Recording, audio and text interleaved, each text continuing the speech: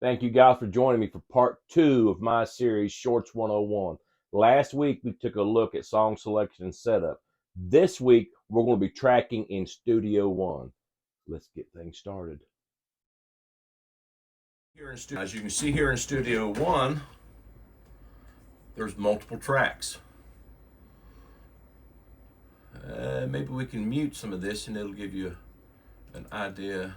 I think one of these should be muted out completely. I didn't like the sound of it, but I always try to double track. It always feels better and it fills out everything and makes the guitar seem a little wider to me. So most of my stuff is double tracked.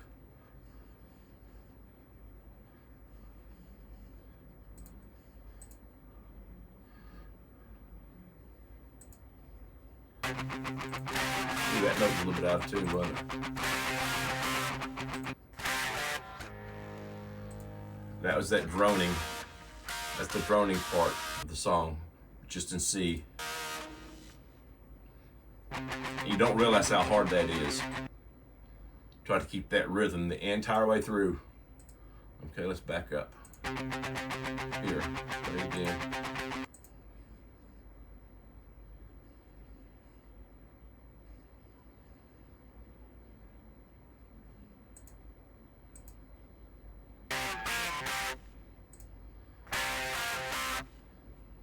See how it kind of feels everything out?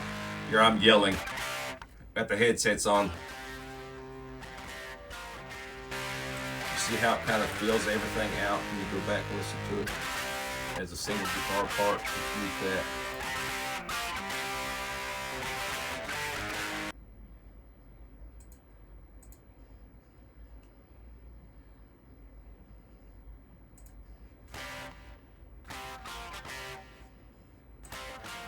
So I track my guitars. Generally use this Kramer Beretta. What am I using to track with? The 11 rack. I bought this a month or so ago. Love the device. I will try to match partially to the original. I try to stick with the JCM 800. You know, back in the 80s, JCM 800s were the thing. Everybody played a modded Marshall. It seemed like Plexis or Marshalls. I've got a couple channels. I've got a pretty heavy Soldano SL100 that I use a lot of times. I use the JCM 800 and I use a Plexi style rather patch. So I can't remember what I used on this Eye of the Tiger, but anyway, most of my tracking is with the 11 rack. There's times I also have an Art SGX 2000. Now the Art was a big unit back in the 80s, highly processed. So, you know, and when you listen to all the music from the 80s, that's what you had, all that processing. I've got it as well. But now what I tend to do is take a couple other devices and mix in with that. I've got the, I don't know what their numbers are, but Nux and Valentin come out with, I felt they were kind of an entry level tool, but for use in the studio, they have pretty good sound, pretty good tone.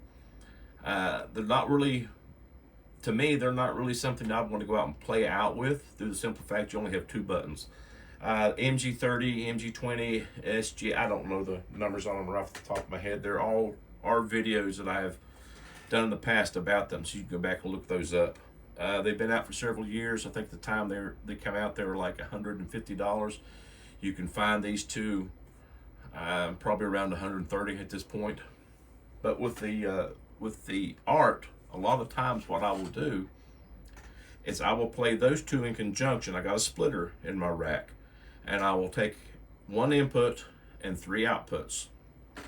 1 to the Nux, 1 to the Valentin, and 1 to the Art.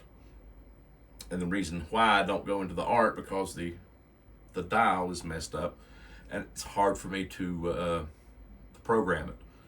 Old unit, you know. I hope it lasts a lot longer, but who knows? But as far as editing, I have issues with editing, so I find a couple of channels. Oh, I like that, but it's so processed, so much effect, so much of this, and you lose a lot of clarity. So I'll use the other 2 devices dry and blend it in with that and run it back into my DAW and record it that way. Now that smooths out that processing and makes it a whole lot more palatable to the ears. So back to this.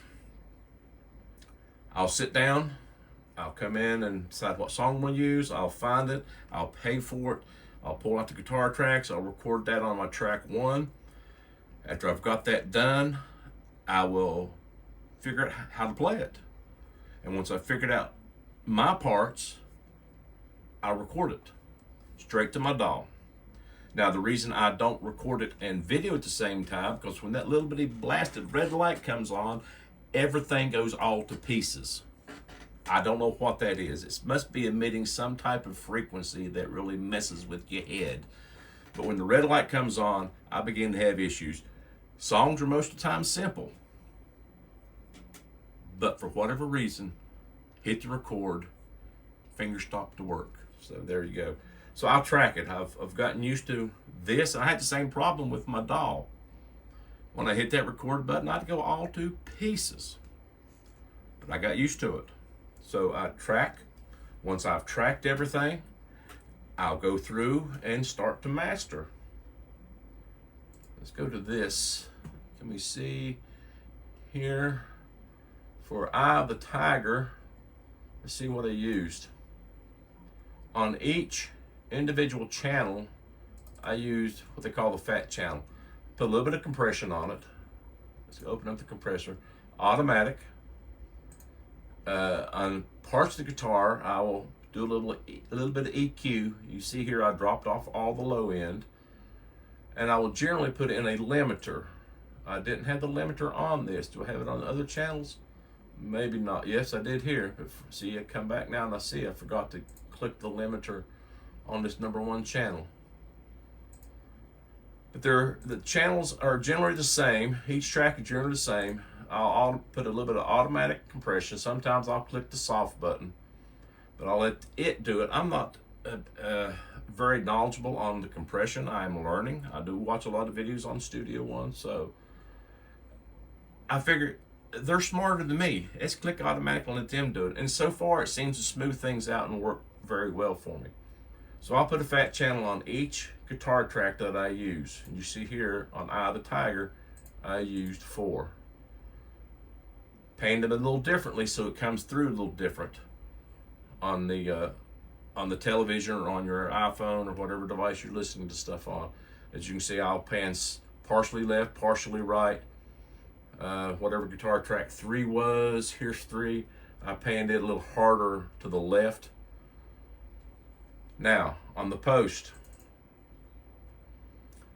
again, I compress it once more. I make sure I have the limiter on here so I don't clip.